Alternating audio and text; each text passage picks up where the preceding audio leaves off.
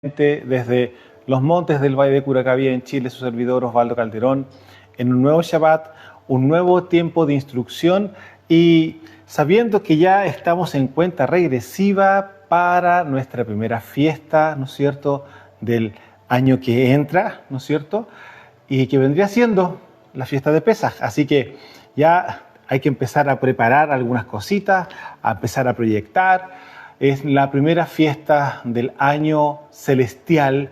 Recordemos que el calendario hebreo técnicamente no es el calendario hebreo, sino que es el calendario celestial que nuestra nación de Israel, el Padre se lo entregó revelado después de la salida justamente de Mitzraim, y ahí le empieza a decir, este es el primer mes para ustedes. ¿Por qué? Porque para el resto del mundo, entre comillas, ¿no es cierto?, Egipto, incluyendo claramente, tenían otro sistema de medición del tiempo. Sin embargo, el Padre les entrega justamente la revelación del tiempo original a nuestra nación de Israel. Entonces, no es literalmente correcto decir el calendario hebreo, sino que es el calendario celestial, el cual tenemos el privilegio y la bendición de poder entenderlo y empezar a vivirlo conforme a como el Padre lo estipuló en su momento. Bueno, antes de entrar con la enseñanza de hoy día, les recuerdo nuevamente nuestros libros de estudios, resumen de la Escritura, de principio a fin, un libro que viene con mucho material incluido en relación a mapas, fotografías, cosas que le van a abrir un poco más los sentidos en relación a lo que estamos leyendo y a lo que estamos estudiando, y tomando en cuenta que es un hilo conductor de principio a fin en relación a lo que vendría siendo el plan eterno que el Padre tiene con este planeta y con aquellos que tienen su simiente, que son de la simiente de Elohim, que tienen la emuná de Abraham y que pertenece a una de las 12 tribus de Israel, que es el gobernar el planeta con sus hijos. ¿Y eso qué implica? Claramente que todo lo que nosotros vemos hoy día es una mala copia de lo que claramente el Padre quiso establecer sobre el planeta originalmente. Por eso es lo que vemos hoy día a niveles de corrupción, de muertes, etcétera, y todo lo que ustedes pueden ver a niveles de corrupción en cualquiera de las áreas que usted quiera mirar, se da cuenta que lamentablemente no es en absoluto para nada el diseño celestial sobre este planeta. Y bueno, bien sabemos que estamos en cuenta regresiva en relación al tiempo general, al tiempo mundial, puesto que estamos muy próximos ya al oír, ¿no es cierto?, en esa fiesta de Yom Teruah, el sonido del shofar, para la avenida, ya digamos, veniendo a sonar, ¿no es cierto?, las trompetas que van a anunciar, ¿no es cierto?, la llegada de Mashiach para alzarnos, ¿no es cierto?, entre las nubes y llevarnos a un tiempo de reposo y claramente a una gran fiesta que vamos a tener con los Shamaín para volver nuevamente a conquistar y a tomar posesión del planeta y claramente de todo lo que conlleva justamente la responsabilidad de gobernar o cogobernar justamente con él. Así que, bueno, eso es el primer libro. El segundo libro, Luz en medio de las tinieblas, 17 temas que se trabajan y se estudian y se revisan en profundidad. Y digo en profundidad relativa conforme al conocimiento espiritual que usted pueda tener. Porque claramente cuando estamos revisando ese libro es imposible que no aparezcan preguntas como también en el primero, porque hay muchas cosas que no están dentro de la concepción religiosa, y lo digo de esa forma porque hay que entender que para conocer y entender las Escrituras debe uno literalmente haber salido de Babilonia, debe haber salido usted del sistema religioso, y para eso se le van a abrir los entendimientos y el Ruach HaKodesh va a poder ayudarlo a comprender las Escrituras, que es la bendición que nosotros hemos logrado vivir hasta hoy día a causa de haber entendido el sistema religioso y haber salido de él. Y eso no implica salir de la congregación, porque hay que entender que si la cabeza de la congregación, el roé, o en este caso el pastor, tiene un encuentro oficial con Mashiach y sale del sistema religioso, desde él en adelante toda la congregación va a ser transformada justamente con una mentalidad de gobierno, con una mentalidad de reino. Y eso va a implicar que claramente van a empezar a adoptar todas las prácticas espirituales que están en la Escritura, que están en la Torá. Van a entender que implica que claramente no estamos de ninguna forma aboliendo la Torá como lo hace el sistema religioso, sino que por lo contrario, tal como dijo Mashiach en Mateo 5, que Él no venía a abrogar, no viene a abolir la Torá ni los profetas. Entonces, nosotros que estamos dentro de la Torá reformada de Mashiach, claramente entendimos eso. Y es el Ruach HaKodesh el que se nos lleva a toda verdad y justicia. Es Él el que nos ha abierto el entendimiento para saber que efectivamente el sistema religioso estaba sacando del camino de las personas la voluntad del Creador, que es la Torá. Entonces, cuando estamos estudiando las Escrituras y estamos leyendo el primer libro, claramente que, no, pero como a mí me enseñaron, por supuesto, van a haber muchas cosas que se van a empezar a confrontar. Van a haber muchas murallas religiosas que se van a ir cayendo a medida que estamos estudiando el primer libro. Pero en el segundo libro vamos a entrar a profundidades que claramente lo van a llevar a consolidar mucho más todavía lo que el Padre y claramente lo que Mashiach nos quiso establecer y dejar por delante, y también toda la palabra profética que se viene por delante, sobre todo con el sistema de gobierno tiránico que vamos a tener más adelante, o que el planeta va a tener claramente más adelante, con la llegada del anti-Mashiach.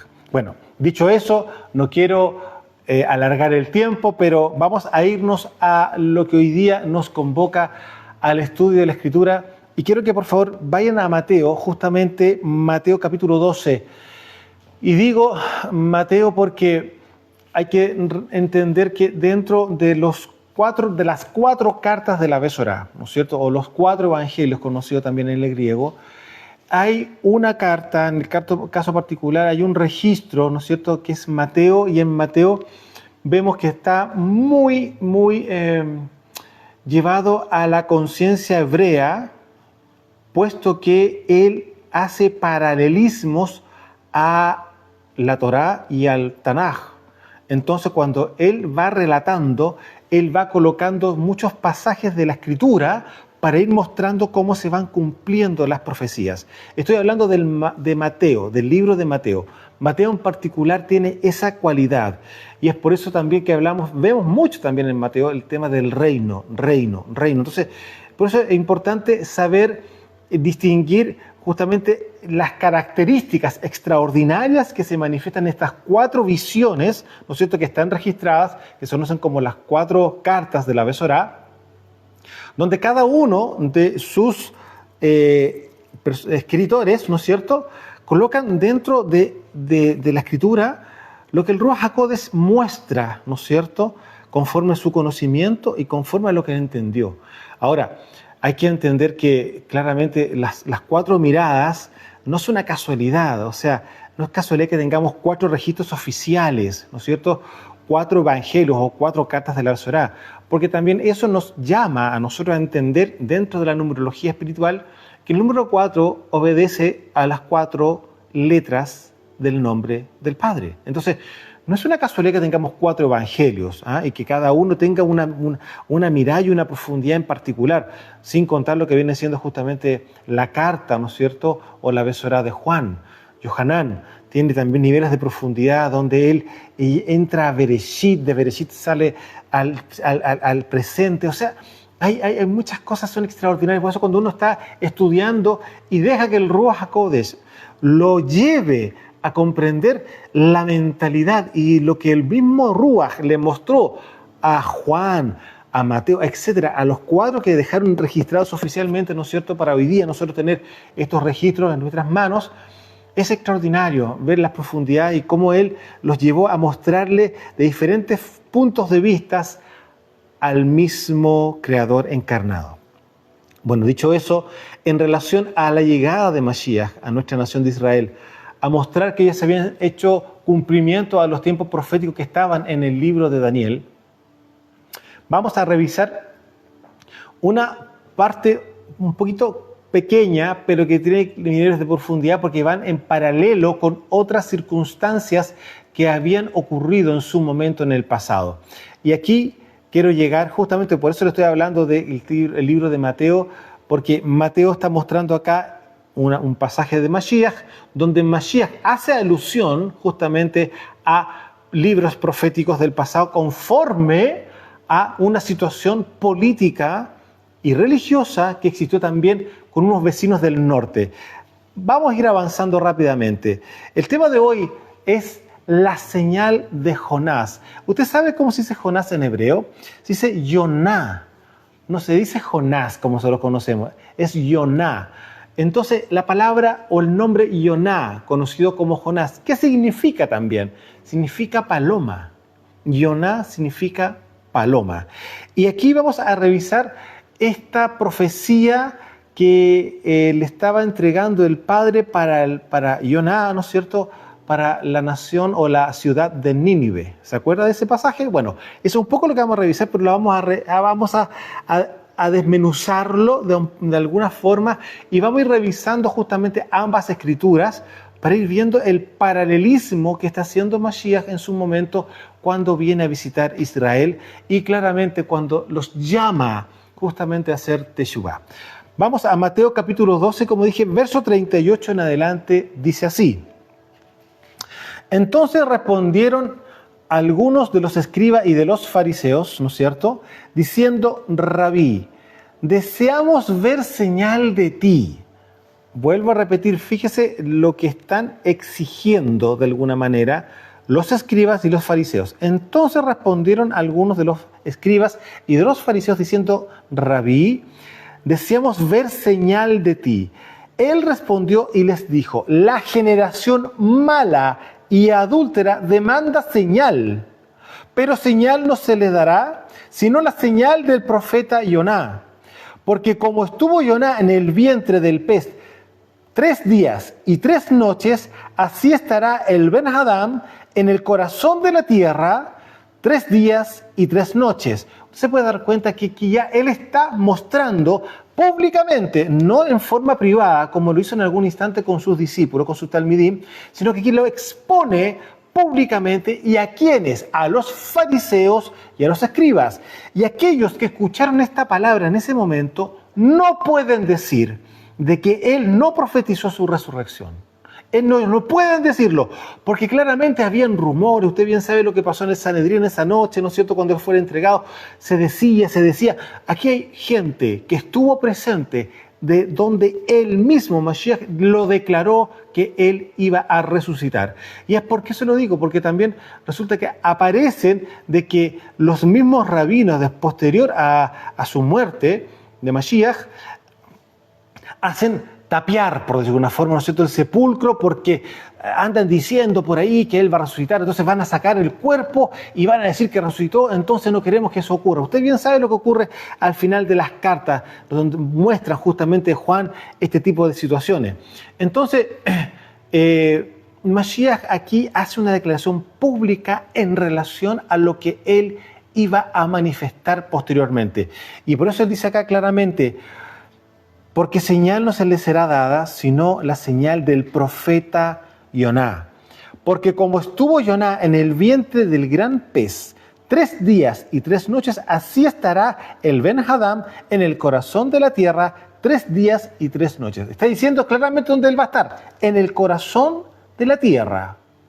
No es otro lugar. Lo del mismo dice que él va a descender a las profundidades del planeta, de la Tierra, y ahí va a estar 3 días y 3 noches. Y nosotros conocemos justamente las tras bambalinas de lo que ocurrió esos 3 días y esas 3 noches en el centro de la Tierra a través de la carta de Pedro, ¿no es cierto? Bueno, continúo. Los hombres de Nínive se levantarán en el juicio con esta generación y la condenarán. Porque ellos hicieron Teshuvah a la predicación de Yoná. Y he aquí más que Yoná en este lugar. Entonces vamos a ver qué fue lo que ocurrió en esa época cuando el Padre llama justamente a Yoná para que vaya a Jonás, ¿no es cierto?, a Nínive a profetizar la destrucción que se venía, porque claramente Nínive estaba en una situación bastante complicada espiritualmente. Y aquí queremos entender un poco también por qué se produce esta rebeldía, que usted conoce, que Jonás se revela a la palabra del Padre, a la orden, y él escapa a Tarsis, toma un barco y se va en el mar Mediterráneo y se arranca y según él no iba a pasar nada. Es su percepción. ¿Por qué lo comento de esta forma? Porque resulta que dice la Escritura que él arrancó de la presencia del Padre. Arrancó de la presencia del Eterno. ¿Y por qué dice algo así cuando nosotros entendemos que el Padre está en todo el planeta, en todo el universo hoy día? Pero dentro de la concepción hebrea, la presencia del Creador estaba principalmente y por decirlo de una forma, casi certeramente en Jerusalén. Estaba ahí, estaba en la tierra, estaba en el templo, en el lugar donde se había construido, en el templo. Ahí él estaba residiendo, era su casa. Entonces, es muy curioso y casi irrisorio, ¿no es cierto?, ver que un profeta arranca de la presencia del Padre para no hacerle caso. A la pregunta es ¿por qué se estaba rebelando? Porque claramente Nínive estaba siendo una ciudad que estaba trayendo no menos problemas y no tenía una cantidad menor de pecado. Entendiendo una cosa, que Nínive estaba bajo ¿qué Torá? ¿La Torá de Israel? No, la Torá de Noaj. Y en esa Torá ya estaba siendo transgresión. Ya había transgresión a tal nivel que el colmo de esa maldad, usted ha escuchado esa palabra, ¿no es cierto?, había llegado hasta los límites del Padre y por eso iba a destruirla. Pero el Padre, en consideración a su misericordia y conforme a cómo Él es, envió una palabra a esa ciudad para que hicieran teshuvá, se arrepintieran. Si se arrepentían, bajaba los niveles de la ira del Padre en contra de esa ciudad y claramente iba a continuar. Pero de no ser así, el Padre iba a ejecutar, ¿no es cierto?, un juicio. ¿Por qué? Porque el colmo de la maldad había llegado hasta lo alto. ¿Por qué estoy mostrando esto? Porque Mashiach está mostrando aquí que en el verso 41, los hombres de Nínive se levantarán en el juicio con esta generación y la condenarán porque ellos hicieron teshuvá a la predicación de Yoná. Y aquí más que Yoná en este lugar. ¿Y qué pasaba? Todo el sistema religioso ni se movía cuando Mashiach estaba llamando a hacer teshuvá porque el Malhut Hashamayim se estaba acercando.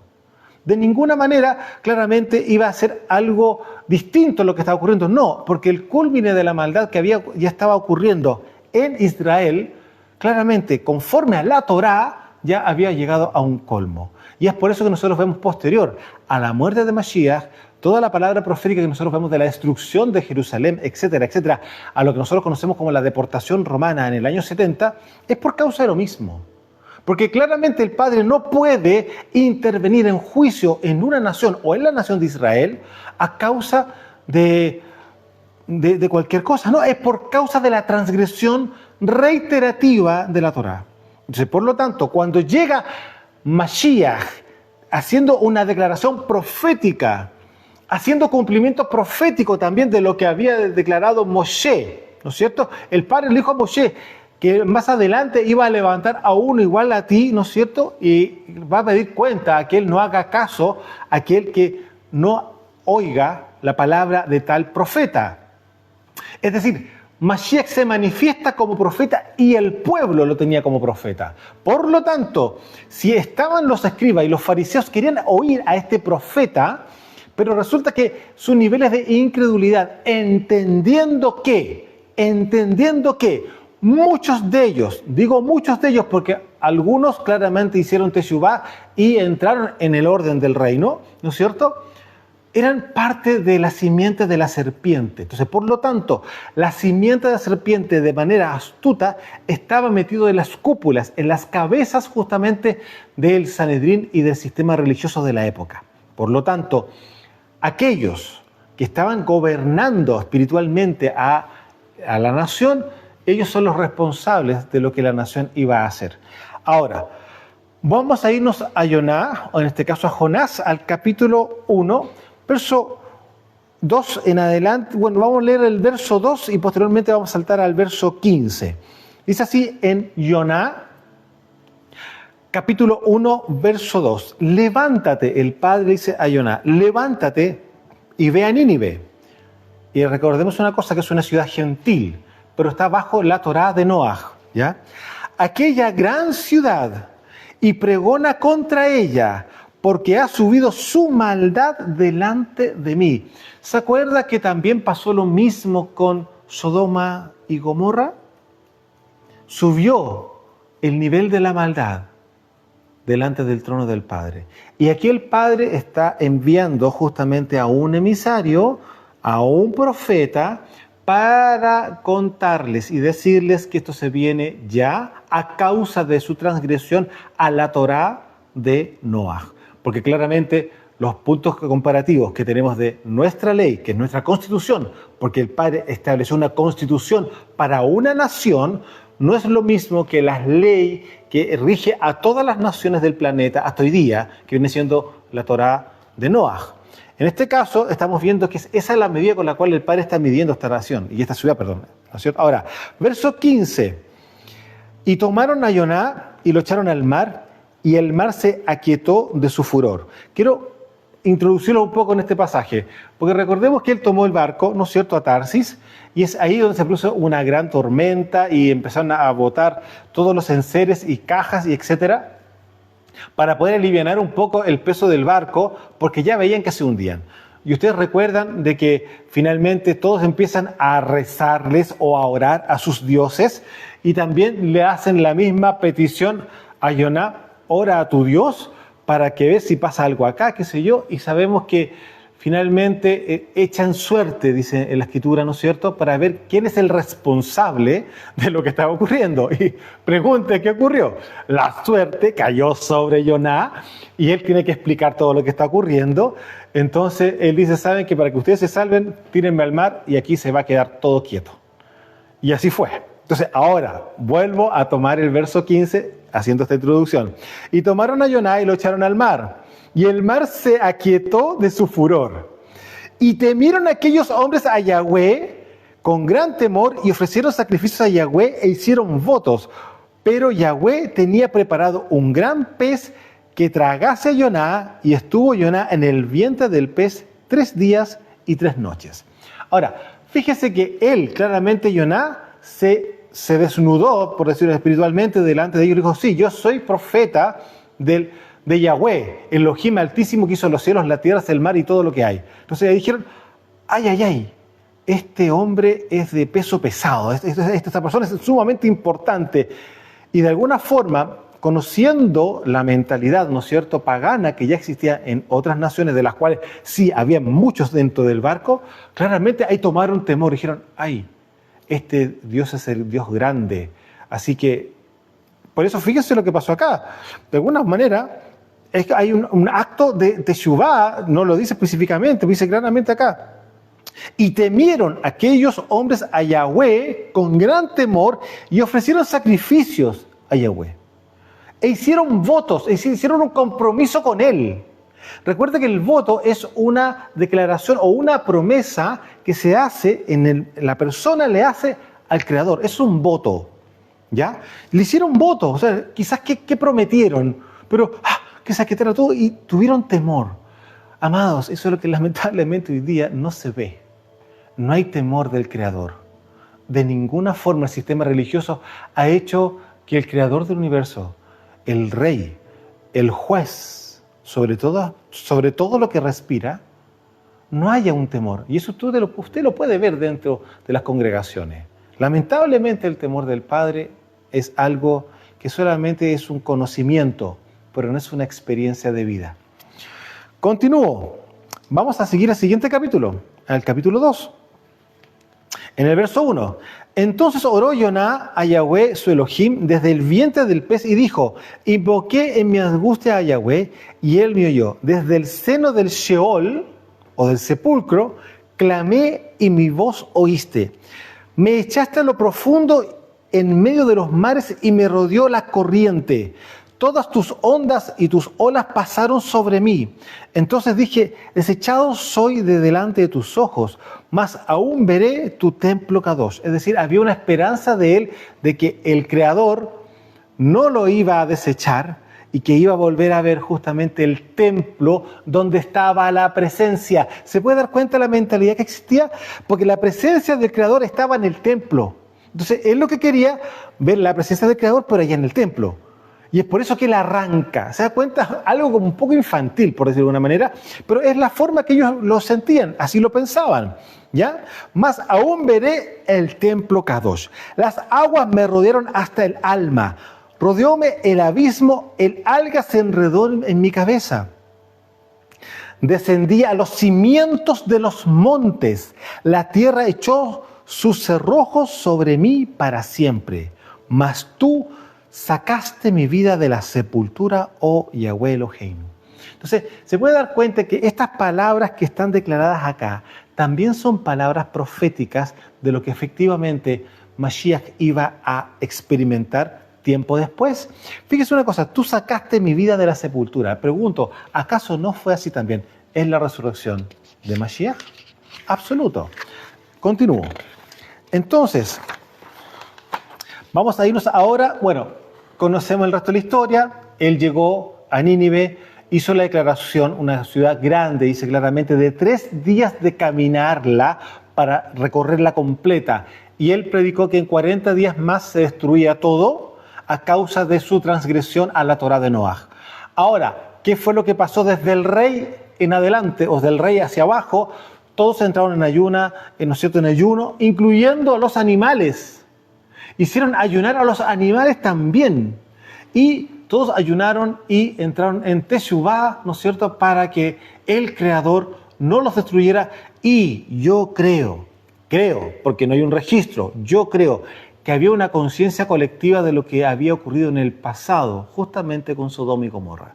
Y si el Creador se estaba dando el tiempo de enviar a alguien para que algo ocurriera y él no descendiera en furor sobre esa ciudad, es porque la cosa realmente era importante para todos. O sea, aquí el Creador, si estás fijándose en nosotros, cabe la posibilidad que pueda existir misericordia por parte de él.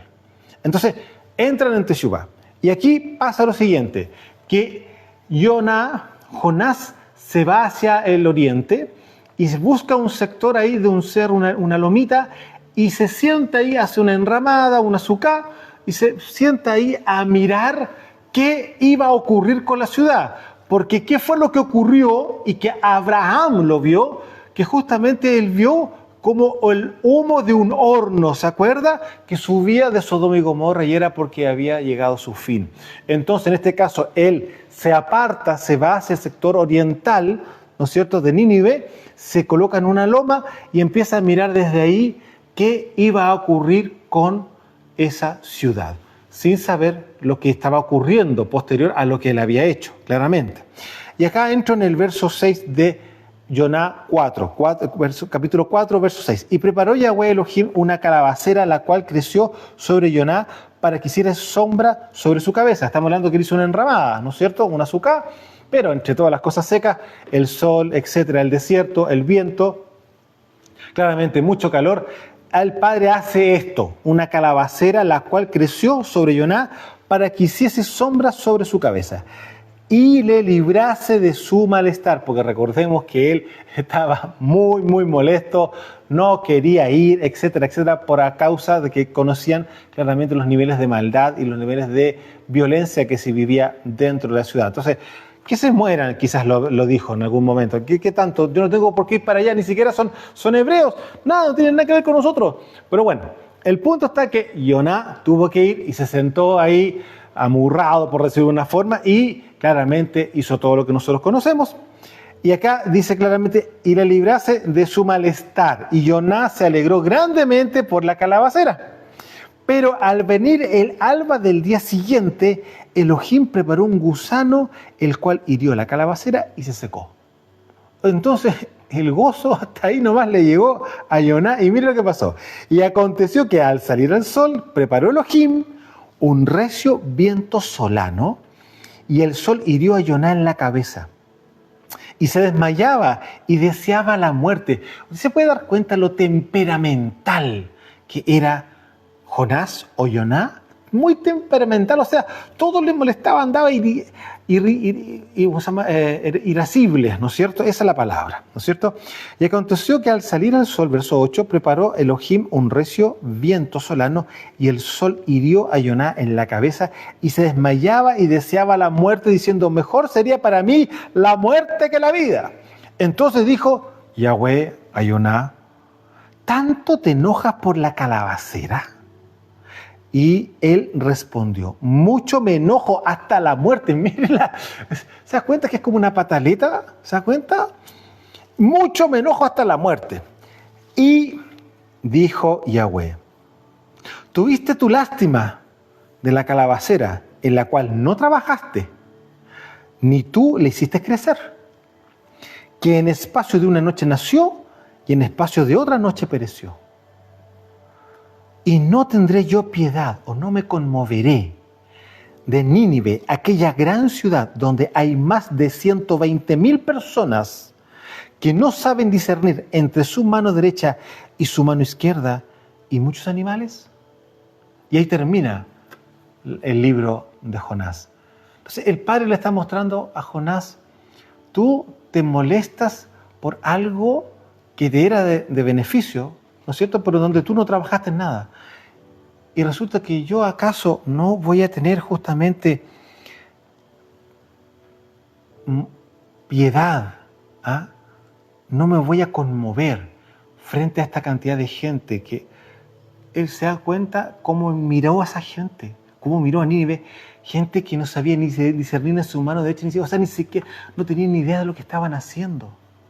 Tomando en cuenta que culturalmente sí sabían lo que estaban haciendo, pero el Padre nos ve con compasión. Y es por eso que los envía a Yoná para que haga justamente un trabajo de arrepentimiento sobre ellos. Ahora, ¿por qué le estoy mostrando esto? Usted dirá, ¿qué tiene que ver todo lo que estamos leyendo? Tiene algunas cosas que ver con lo que Mashiach estaba haciendo, porque Mashiach, si está Él presente, que es el Creador encarnado en Israel, ¿acaso no estaba viendo de la misma manera a su nación con compasión, sabiendo que estaban enredados en dimes y diretes, en tradiciones de hombre? En el fondo estaban viviendo algo muy similar a lo que estaba pasando justamente en Nínive en su época. O sea, no sabían discernir ni su mano derecha ni su mano izquierda. ¿Por qué? Porque estaban bajo el dominio de los mandamientos de hombres. Entonces había un nivel de confusión no menor. Y es por eso que Mashiach les dice, esta generación mala y adúltera. Es decir, está haciendo en ese paralelo, cuando continúa él ministrando, un paralelismo con lo que estaba pasando en Nínive en su época también con Yoná. O me va a decir que no, por algo el Padre le iba a destruir, amado. O sea, no es que... No, por eso le iba a destruir. En el caso particular de lo que pasaba con Israel, Israel no iba a ser destruido, sino que iba a ser castigado. Eso fue lo que ocurrió justamente a continuación de la llegada y la muerte y resurrección de Mashiach, cuando finalmente se destruye Jerusalén, lo que quedaba de alguna forma de la nación de Israel, que era el sector de Judea, ¿no es cierto? Y finalmente se produce la deportación. Pero no hay eliminación de la nación de Israel, sino que es dispersada a todas las naciones, tal como el Padre lo había ya profetizado y lo había advertido también en los tiempos de Moshe. Entonces, la pregunta es la siguiente: ¿cuáles son? Finalmente, ¿es la señal o hubo varias señales, literalmente, que estaban en paralelo, pero en la ignorancia y en la tiniebla que se vivía en su época no lo podían ver? Pero miren lo siguiente: la generación que estaba en ese instante, cuando estaba Mashiach, ¿era una generación buena? ¿Acaso no dijo Mashiach en Mateo 23, generación de víboras o generación de serpientes? O sea, ¿usted se puede imaginar qué es lo que estaba viendo espiritualmente Mashiach? A la simiente de la serpiente. Ahora, hay una generación mala y adúltera, dijo él, ¿no es cierto? Y aquí podemos aplicar también el tema que no discernían ni el bien ni el mal, porque había tanta confusión a través de las tradiciones de los ancianos, que al final era una confusión. El pueblo mismo, que finalmente, ¿a quién estaba oyendo? ¿Estaba oyendo a Moshe a través de la Torá, que era la Torá, ¿no es cierto? ¿O estaba oyendo a los rabinos con las tradiciones de los hombres? Era una confusión porque sí enseñaban Torá, pero también enseñaban esto otro, y era toda una mezcla. Entonces al final la gente estaba confundida, no sabía discernir. entre su mano derecha y su mano izquierda. ¿Se repetía exactamente el mismo patrón? Cabe la posibilidad que sí, ¿no es cierto? Ya. Y más aún, una de las cosas es que la maldad de Israel ya había llegado a su culmine también, y el Padre tenía que descender, hacer una reforma absoluta, entregando un nuevo pacto, porque el primer pacto ya estaba totalmente abolido. O sea, todo lo que en la Torá estaba escrito no lo estaban llevando a la práctica, no lo estaban llevando por obra, estaban viviendo bajo un sistema religioso claramente gobernado por hombres, porque el sistema religioso lo gobiernan los hombres. No hay más que decir en relación a ese tema, porque eso lo tenemos más que claro. Entonces acá vemos que hay un paralelismo de la condición espiritual que tenía Nínive y la que tenía Israel, o en este caso la tenía la sección de Judá, la tribu de Judá, ¿no es cierto? Lo que quedaba oficialmente de Israel, recordemos que hacia el norte, desde el templo hacia arriba, corresponde justamente a la casa de Israel, y la casa de Judá, en lo que nosotros estamos conociendo, estamos revisando ahora, es el sector de Jerusalén. Entonces, la parte norte ya había tenido un Sefer Kiritut, usted bien sabe, una carta de divorcio, hacía ya más de 800 años antes de Mashiach, a causa de la constante rebeldía a la Torá. El Padre los desechó y quedaron convertidos en gentiles, es decir, gente que no tiene ningún tipo de pacto en el Sinaí. Es decir, no es el pueblo del Padre. Eso correspondía al norte de Israel. Y lo que todavía estaba por misericordia y por amor a David, bajo todavía la tutela del Padre, por decirlo de una forma, era solamente Judá. Pero ellos también no estaban haciendo nada que los fuera a acercar más al Padre. Al contrario, los alejaba más a través de las tradiciones humanas que estaban experimentando y estaban viviendo, y a la vez estaban enseñando. Usted bien sabe la cantidad de confrontación que tuvo Mashiach en relación a las tradiciones de los ancianos y cómo les sacaban en cara eso con respecto a sus discípulos, sus talmidim. ¿Por qué ellos no se guían por las tradiciones de los ancianos? Porque no es Torá. Así de simple, porque no es Torá. Por eso no se ceñían a las tradiciones de los ancianos. Amado, cosa que existe hasta hoy día. Usted sabe cuántas congregaciones o digamos cuántas comunidades existen dentro de Israel que tienen su, entre comillas, pastor, o en este caso vendría siendo un rabí, que viene reemplazando un poco el tema del pastor. Una cantidad no menor, no es una, no son dos, no son cuatro, no son 6, no son 10. Cada agrupación tiene su, entre comillas, pastor, tiene su rabí, y resulta que él tiene una doctrina distinta al del otro, al del otro y al del otro. Entonces, cuando estamos viendo todas estas cosas que ya también eran una práctica, había cerca de 42 escuelas rabínicas en la época de Mashiach. Cerca de 42 escuelas rabínicas, y cada una con una interpretación. Ahí vemos justamente lo que vendría siendo el Ruach de Grecia, su interpretación de la Torá. Entonces, claramente había una distorsión absoluta de la palabra del Padre, de la voluntad del Padre.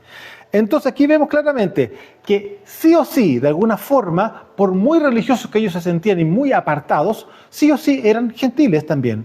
Ellos estaban con una religiosidad, y la religión pertenece al hombre. Por lo tanto, si Nínive estaba claramente bajo un sistema pagano, viviendo y experimentándose, ¿no es cierto?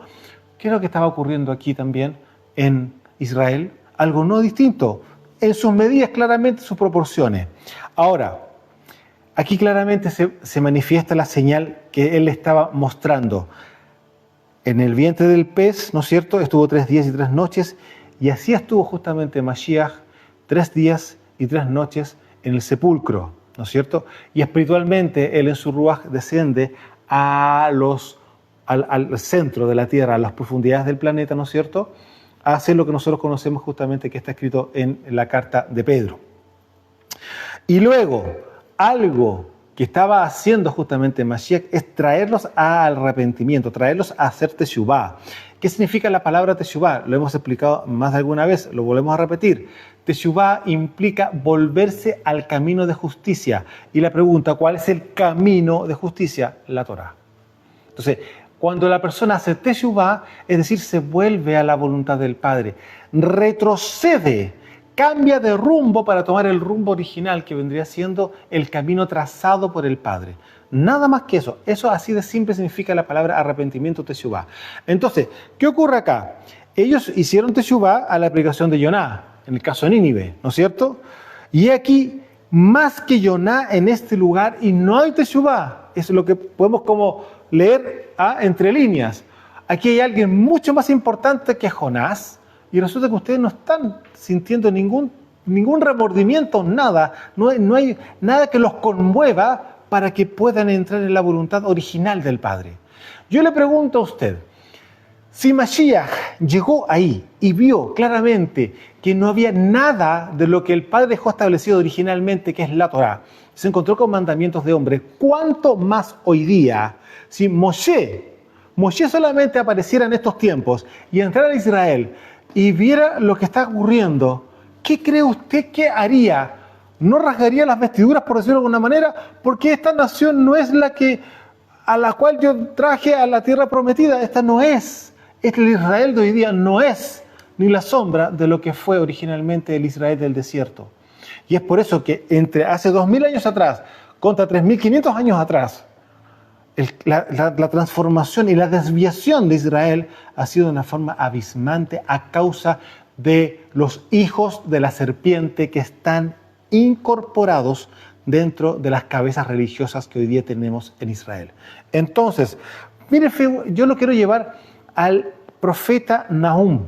¿Qué tiene que ver con todo lo que estamos leyendo? Porque el profeta Nahum finalmente, siglos después, el Padre le da sentencia de muerte literalmente a Nínive. Y observe las características que Nínive alcanzó a llegar en su época, después de justamente de su hacer Teshuvá en la época de Jonás o de Yoná. Nahum capítulo 3, verso 1 en adelante. Ay de ti, ciudad sanguinaria. Ay de ti, ciudad sanguinaria, toda llena de mentira y de rapiña, sin apartarte del pillaje, chasquido del látigo y fragor de ruedas, caballo atropellador y carro que salta, jinete enhiesto, que significa erguido, ¿ya? O podríamos decirlo quizás así como con un tema de orgulloso, ¿no es cierto? Y resplandor de espada y resplandor de lanza, y multitud de muertos y multitud de cadáveres, cadáveres sin fin, y en sus cadáveres tropezarán a causa de la multitud de las fornicaciones de la ramera de hermosa gracia, maestra en hechizos, que seduce a las naciones con sus fornicaciones y a los pueblos con sus hechizos. Heme aquí contra ti, dice Yahweh Sebaot, y destruiré tus faldas en tu rostro y mostraré a las naciones tu desnudez y a los reinos tu vergüenza, y echaré sobre ti inmundicias y te afrentaré y te pondré como estiércol. Todos los que te vieren se apartarán de ti y dirán: Nínive es asolada, ¿quién se compadecerá de ella? ¿Dónde te buscaré consoladores? Se da cuenta a lo que finalmente llegó Nínive, pero la pregunta es la siguiente: cuando Nínive es digamos, visitada por Yoná, ¿usted cree que algo como esto no estaría ocurriendo? Por supuesto que sí. Violencia, muerte, injusticia, brujería, hechicería. ¿Por qué? A causa de la idolatría. Recuerde muy bien que cuando hay idolatría, inevitablemente sí hay hechicería, brujería, magia, lo que usted quiera. Todo lo que está incorporado dentro del ámbito de la idolatría. Entonces, ese es el fin de Nínive finalmente. Ahora, algo parecido ya estaba ocurriendo en la época de Yoná. Había brujería, había hechicería, había violencia. Ahora, Israel tenía claramente otros parámetros, ¿no es cierto?, que los llevaba, tomando en cuenta una cosa, que en los tiempos de Mashiach, Roma estaba sobre Israel. Entonces, claramente había violencia por causa de los romanos en algún momento, ¿no es cierto? Pero claramente estaba todo, entre comillas, bajo un control humano a causa de la toma territorial que tenía Roma sobre Israel. Pero el mundo espiritual que estaba experimentándose, resulta que para el Padre no era muy diferente a lo que había ocurrido en su momento en la época de Nínive. Entonces, ¿cuál fue la señal oficial que Mashiach manifestó en su momento en vida? Una palabra de arrepentimiento, una palabra de Teshuvá.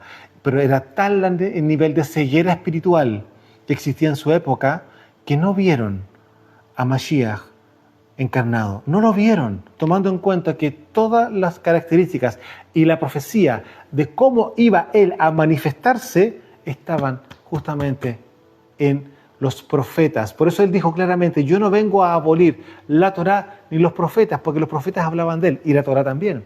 Pero los profetas eran específicos, porque llevaban a mucho más detalle, cosas que claramente era imposible que lo pudieran reconocer. ¿Por qué? Porque había mucho Talmud, había mucha tradición de hombre. Entonces la ceguera espiritual era a causa también de estos filósofos que salieron en su época, posterior a la pasada claramente de lo que influyó Grecia en su época. Entonces, amados, usted se puede dar cuenta que la señal de Yoná no solamente implicó la resurrección a los 3 días, sino que también implicó de que él estaba mostrando de que Israel en su momento era dice claramente, quieren señal, y señal no se les va a dar a esta generación mala y adúltera. Es decir, estamos viendo que a los ojos del Padre, la pureza que demanda de nosotros, que es eso lo que Él busca de nosotros, la pureza, la humildad y claramente un corazón enseñable y un corazón obediente, no era lo que estaba recibiendo en esa época. Y es por eso que aún todavía hay tiempo para aquellos que aún todavía no conocen la verdad, ¿no es cierto? Y que no conocen que Yeshua es realmente el Mashiach. Hay tiempo para que ellos hagan Teshuvá aún todavía. Y no solamente estoy hablando de la parte geográfica de Israel hoy, a los judíos, a nuestros hermanos de la casa de Judá que todavía están negando la llegada de Mashiach, sino a aquellos que no saben que pertenecen justamente a una de las 12 tribus de Israel y que sí han creído justamente en Yeshua. Pero, ¿qué hay que hacer ahora? Salir del sistema religioso, salir de Babilonia. ¿Para qué? Para caminar en la pureza y en la verdad de la voluntad del Padre, que es la Torá. Amados, desde los montes del Valle de Curacaví en Chile, su servidor Osvaldo Calderón, Shalom.